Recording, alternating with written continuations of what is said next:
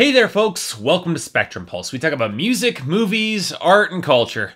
And today we're going to be talking about the new album from Future, titled Honest. Look guys, I don't understand why Future is famous. I've said this before about previous artists in the past, most notably about 2 Chainz way back when I reviewed his last album. And you know what the fun fact is? I actually came to an answer about that particular rapper. Apparently, he's supposed to be the funny one. Frankly, I guess it's my own personal sense of humor. It's kind of weird, a little off kilter. I guess I can accept that about 2 Chainz, even though his technical skills as a rapper would have had him laughed out of the rap game only a decade ago. But that's a different conversation. With Future, I just don't get it. I'm starting to think I never really will. The only reason that Future has a career in the first place is because his cousin Rico Wade founded Dungeon Family and brought him on board, which, from a larger point of view, just blows my mind.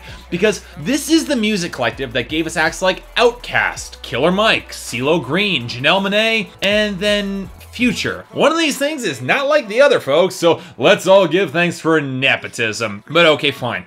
That's obviously just the push that got him some initial success, but why him? He can only barely sing with gratuitous autotune that barely gives him a unique personality. His rap flow varies between disinterested and embarrassing. His content only manages to paint him as a materialistic, lecherous, shallow asshole with none of the charisma that briefly made it excusable from Ludacris and T.I. And he works with terrible producers like Mike Will Made It. I listened to his debut album Pluto, which had 5 singles that managed to chart in the lower half of the Hot 100, and frankly, I couldn't recommend any of them, other than the overpriced commercials for luxury brands that he manages to cram into his rhymes. That's the only thing distinctive about them. Now, the one thing I will give Future is that he sounds like nobody else on the radio, but you know that's not always a good thing, right? Just because you stand out somewhat stylistically doesn't mean your lyrical content is worth a damn, or you're not saying the same thing everyone else is, or you know that you're actually any good. But apparently he's scraped together enough goodwill to make a second album titled Honest, which apparently is very distinctive because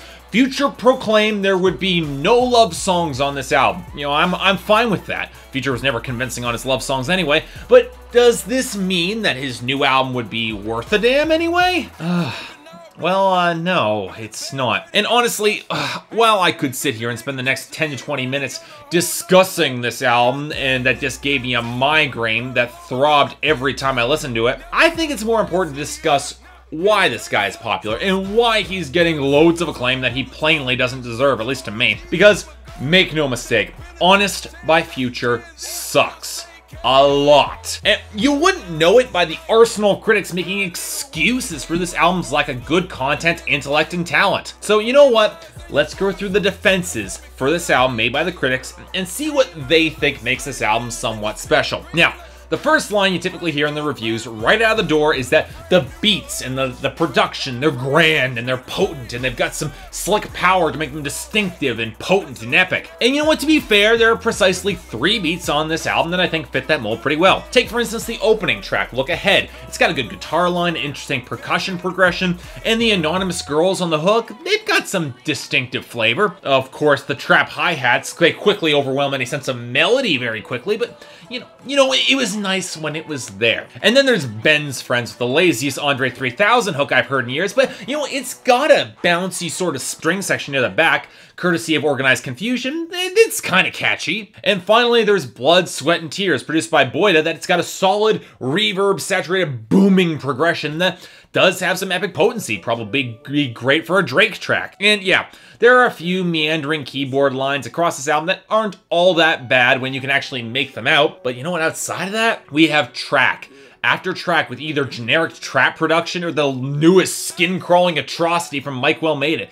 It has no flow or cohesion whatsoever. Now, for example, Move That Dope might have a lot going on with the many collaborators, but the half-finished upper synth line, the gurgling lower synth line, and the unnecessary backing vocals just make the instrumentation on its own a total mess. In comparison with pop rappers like Kid Ink or YG, who at least bothered to have a cohesive melody on their songs, even if it's just from DJ Mustard and simplified to the barest bones, Future's trap production is either too stiff and jittery to flow well, or so languid stupid and lazy that it just burbles beneath the hi-hats to kill the flow entirely. Now, the immediate argument to that is, well, it fits Future's flow in the staccato rapping and the half auto-tuned warbling. But does it really? It was this album that really solidified my first big issue with Future. He does not ride these beats well. He's clunky, his flow is disjointed from line to line, and considering his technical rapping skill is haphazard at best, his yelping delivery behind the mic gets excruciating,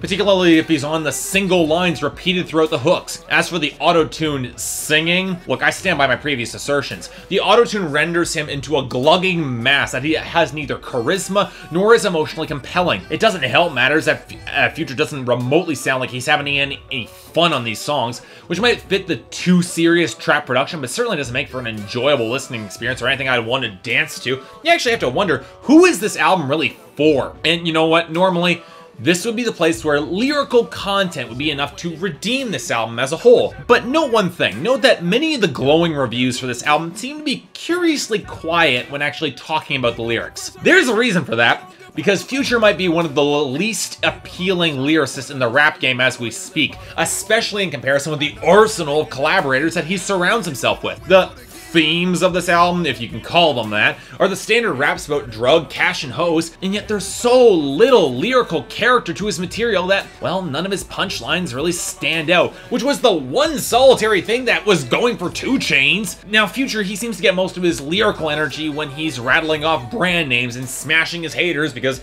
they aren't as rich as him and they don't understand his struggle. But here's my problem, Future. If I don't buy into your struggle, because I don't, because you only got into Dungeon Family because of nepotism and not extraordinary talent, I've got no reason to buy into your success as remotely legitimate either. And it doesn't help matters that Future is just so unconvincing when defining that struggle he went through. On Move That Dope, he calls on Pusha T to add some hip-hop hardcore cred, and yet Pharrell, of all people, ends up being the most interesting rapper on the song by going completely off topic. Now, sure, from a technical standpoint, Pharrell's verse isn't great, but you know what? It at least has flavor. But then you have a song like Honest, which after the grating yodeling on the hook and after rhyming honest with itself 22 times, it operates on the presence of proving that Future's a big shot.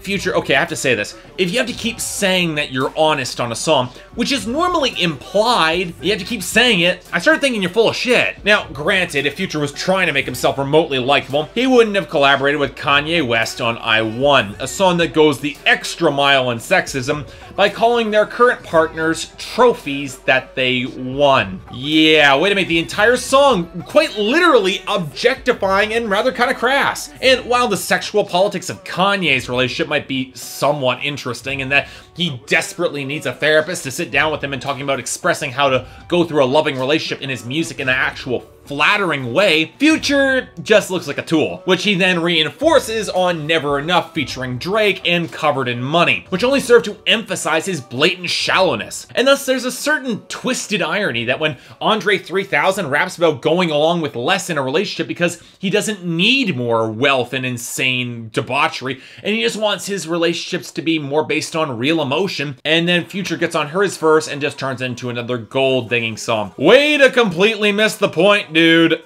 Folks, Honest by Future might embody its title, but that doesn't make it remotely worth your time. Honesty in and of itself is not exactly a virtue if you have nothing to say. It might have grandeur, but it's not enough talent to make that grandeur feel earned. It might be shallow escapism and just shallow pop rap, but it's the sort of escapism that's not fun or not even all that interesting. It might have the feeling of actually being on drugs and kind of being a little trippy, but it's the sort of trip that actually leaves you feeling cold and distinctly unsatisfied at the end because it adds up to so little. It's not all that different from other trips. At least with YG or Kid Ink, there were at least beats or melodies that tried to stand out or be memorable. This album is a wallow, an exaggerated opulence that lacks any form of taste, class, or even good melody to be remotely distinctive. So yeah, 3 out of 10, skip this album, and maybe, just maybe, the rest of the world will regain some form of good senses and send Future back into anonymity, where he belongs.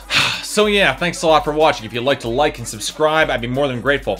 I can imagine some of you are a little angry, but look guys, this album is not good. Just skip it. There's so much better. If there's anything I might be able to do to improve my presentation, or if there's any other albums coming out that you'd like me to take a look at, I'd be more than willing to give them a listen. So until then, I'm Mark. I'll see you next time.